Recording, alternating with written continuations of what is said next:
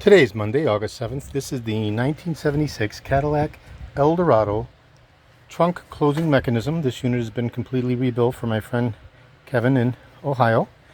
And this will be going out as soon as I get his okay to ship, reply confirmation. This is video number 3 out of a 3-video set.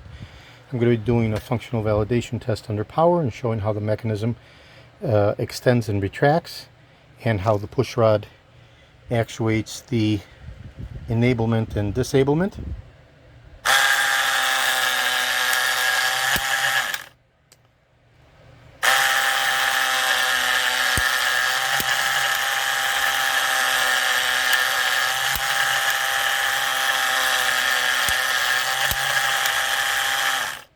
And that's the 1976 Cadillac trunk closing mechanism for my friend Kevin in Ohio. This is George in Florida. I have over 375,000 original vintage parts for the 1967 to 1978 Cadillac Eldorados, over 375,000 Cadillac parts overall.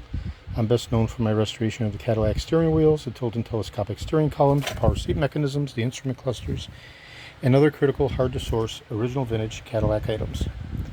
Today is Monday, August 7th. Thank you very kindly.